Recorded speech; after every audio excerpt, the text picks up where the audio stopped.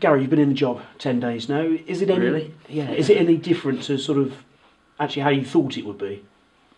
No, it's no different. Obviously, when you come to a team that's not winning a couple of games and is bottom of the league, then you know that you're going to have to put in a little bit of your personality, your character, your relentlessness, and you also know that some of the lads will cope with that well, and some won't cope with it, and and some won't at the start and then come round. So that's good. But no, it's exactly how I expected, and I know we've had a couple of defeats, but the actual spirit and the willingness to put into practice what I'm giving them has been good. I've been really pleased with that side of it, and as a whole group of staff and a playing management staff and a playing staff, we've all agreed the way to go, and now it's up to everybody to up their standards. And you demanded positivity right from the start, and you've repeated that as well. Does that actually allow you to spend, if you like, more time on the coaching side of it rather than having to build them up mentally? No, there's a lot of building up mentally. You know, it's easy for somebody to say, yeah, I'm in it with you in a classroom, but they've got to show that, and they've got to be fit enough to show that on the training ground and in games. That's where they really show me, because you still get teacher's pet that comes in with an apple before morning's training, and then don't train very well. Well, for me, it's about their training and not about giving me apples. And some will, obviously it's not an apple, sometimes it's a little word here and there and that, but they prove themselves out there on the training ground and on the football pitch, and that's why we do all the stats on games. They know exactly how I feel about every one of them individually, whether they've affected the game, whether they haven't affected the game, whether they've done enough, whether they look fit, whether they don't look fit. The one thing they're all getting right now is honesty, and most of them are handling that. I was going to ask, how are they reacting to that? Because obviously you said after Monday a few home truths have been told. Yeah, and they have, and obviously the initial reaction in their minds, because they won't react straight away, is they would be disappointed that the manager feels that they haven't done very well. But then we prove it to them with the little tests we do with them. We show them the DVDs, we show them the review of the game.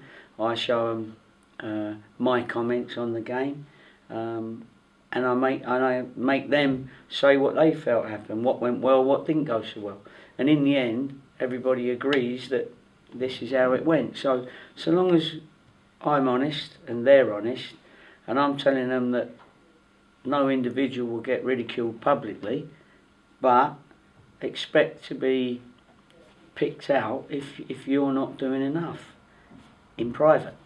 And then they can say, yeah, I think I do agree with you, Gaffer, and I'll put it right. And how much do they need to work smarter as well as harder? Well, smarter, the smartest players are in the Premiership. The next smartest players are in the Championship. And then the First Division, and then the Second Division. And then there's the top of the Second Division, and there's the bottom of the Second Division. So, of course, the smarter players, most of them are above us. However, it doesn't stop. There are smart players here. Whether we got enough smart players, clever players, players that can play combinations, players that are ahead of the game, players that can support the receiver, so that we're already on the move when that ball comes in, rather than just looking to get a touch on the ball.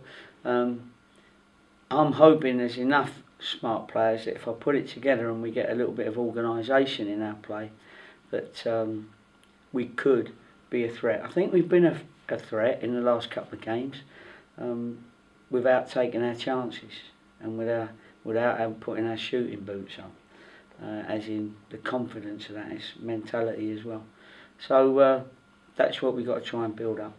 And people talk about luck. I suppose you make your own luck, really, don't you? You do. That's why the percentages become very important, because you have to make sure that you put in enough goal shots, crosses, enough set plays, so that if you're not prolific, then you've got to make sure that you get a lot of numbers of those types of situations so that you give yourself every chance to win the game. And I think we've done that with the 20 shots, and I think we had 7, 8, 9 corners, and we've been. I think both games we've been in. Do you know what I mean? You know, hopefully you believe that as well. You've seen it. I think both games we've been in, and it should be said actually that our supporters recognise that as well, because I noticed from their support that they were seeing some good things that they were enjoying. Of course, nobody enjoys a defeat, but we got 5 games. We are growing into it, and we have been unlucky. We have given ourselves a bit of a chance.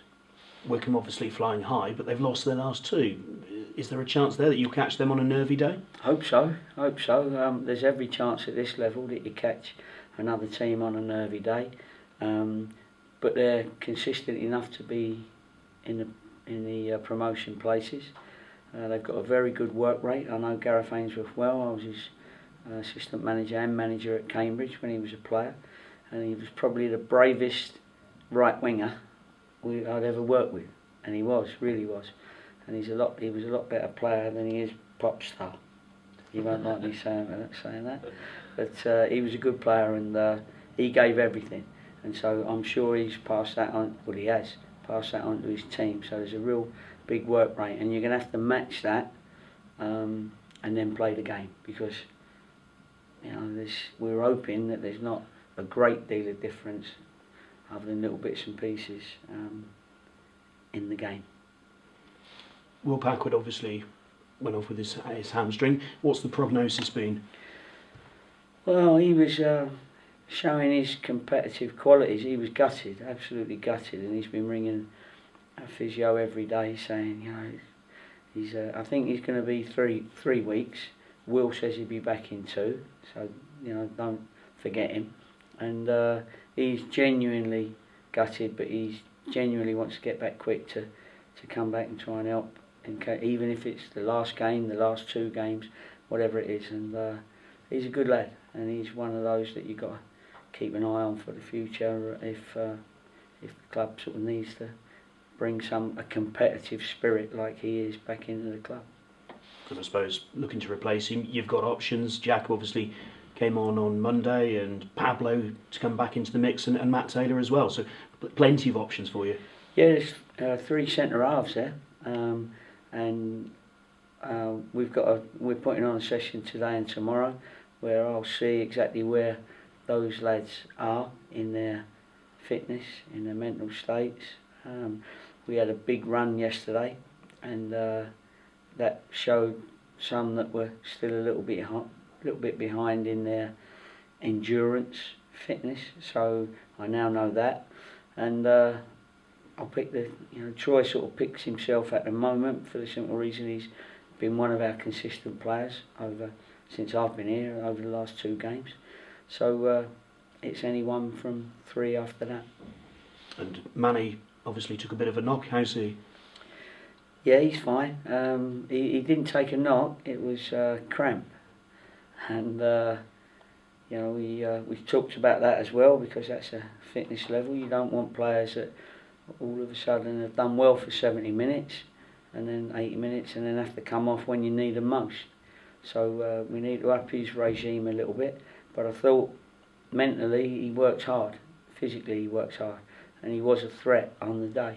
People tell me it was one of his better games for the club. He's got ability, and hopefully we can get him a goal before the end of the season. Everyone else okay? Yeah, everyone's okay. A couple didn't train, but that was yesterday. That was just precaution, or because we had a big run, so maybe they stepped out because of that. Hope not, because they won't lose out. They'll catch up, and I think they're all back in training today, so it's no problem. They just had 1 day off of their slight knocks. Thank you, good luck. No problem. Gary, the forward area of the team, there's some promising signs of the link up between Wes, Manny and Shaq McDonald. Yeah, I'm pleased you said that, because there is. And I mean, Danny Ainge came on, and I had a a bit of a go at him and Shaq for blasting over the bar and that. But Danny had a couple of shots. One that just hit the lad's heel, which was on its way, and another one hit a defender straight in the face, and that was going in as well. Shaq scored a goal because the offside goal was not offside, not in a million years. We've got the wide angle footage, so that was a goal. So he scored his goal. We had some wayward shooting over the top, but we got into the areas that we wanted to get into. We're getting set plays, we're getting corners. Listen, the quality of the lads you can't do much about. All you can do is keep getting them in those dangerous areas, and that's what we've been doing, and that's what, as you say, you've seen that our forwards are getting into those dangerous areas. How important is the first goal in the game then? Just to get that bit of Yeah. confidence running through people. Yeah, I think it's very, very important. Now, I think Russell was telling me you had a few games just before I came where you was in the lead and then lost the lead. Now that's going to happen. The first goal's not important, but at the moment I'm hoping that we've just upped everything and their training's a little bit sharper, it's a different voice, and I'm a bit relentless when it comes to training and training at match pace.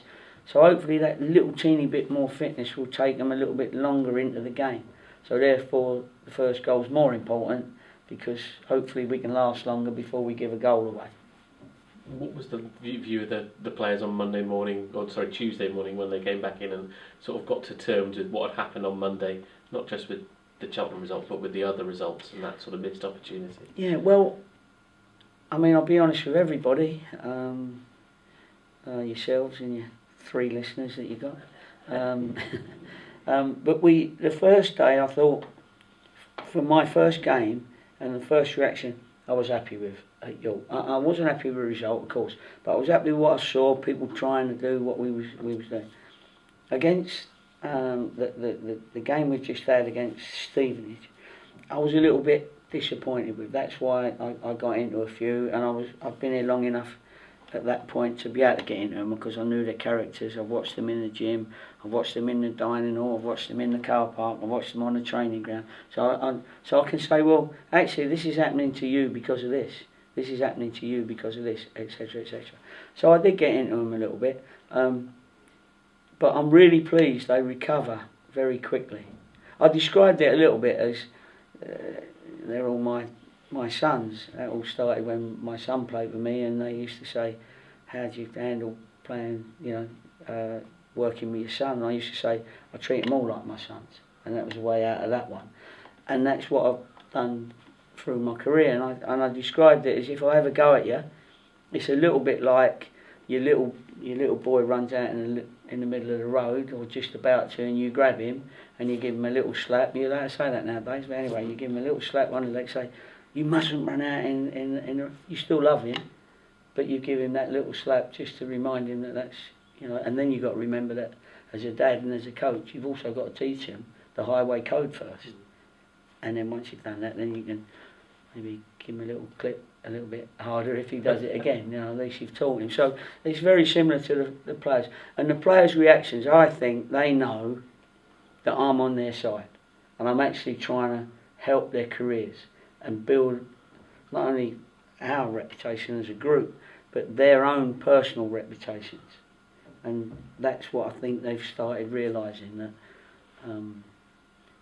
if they don't put the contributions into their games, they're not going to get, like a pension, they're not going to get that pot of gold at the end of it. So I'm hoping to have just give them a little nudge to say that you could be earning a lot more money at some big clubs if you put in that effort and that energy. In terms of the immediacy, a couple you said after the game Monday might sort of not be in the next game because they hadn't been doing it. Is it a case of now that kind of management to give them the second chance to sort of repay that faith? That's exactly what it is. Again, you've got to see a reaction in training. A couple of them did take a bit of stick, and maybe it was the first time professional stick, let's say. You know what I mean? I've not gone in and thrown cups and kicked boots at people's faces and things like that. Who done that? And I've got and you have to see the reaction in the next training session. If they spat their dummy out, then you'll see that you've lost them and they've lost you. That's it, lovely, no problem. We've got 20, 30 odd players training at the minute, so I can just brush them aside. But there hasn't been one of them, and every single one of them has wanted to show me that they have got what I said they might not have after the game, and that's what I'm pleased about. And we've also got competition at the minute. You know, they all want to play, so that's the difficult part for a manager, because you know they all want to play, and that's a healthy thing as well. That you haven't got too many here that are just happy to be on the sidelines. They actually want to play. Finally, have you given any more thought to life after these next 5 games, or is it just a case of getting to the end of the season? There's no life after these 5 games, and you certainly can't plan ahead. Not me, not the lads. You know, I don't know who's in contract, who's out of contract, who's not, near enough know loans, but that doesn't matter at the moment. What matters is we put all our energy, and I promised the board, I promised the players at the start, I promised you that, you know, I would do everything I can to keep the club in the division, albeit, you know, with the 7 games. And you can't go gun ho. You've got to be organised. You've got to create your opportunities from an organised position. We call it a position of strength, and that's what we've got to do. And then you mentioned it before. You might have to have that little bit of luck where the ball don't hit the post, or the linesman gives you the benefit of the doubt on a goal, not an offside goal. All those sort of things. That the linesman sees Stephen is beating up your players in the penalty area, ripping shirts, blood, claret all over the place. Do you know what I mean? And that's what you need. You need as well. But I'll be relentless for these next 5 games, and let's see where we are. And then after that, we'll have another chat with everybody and see where we are.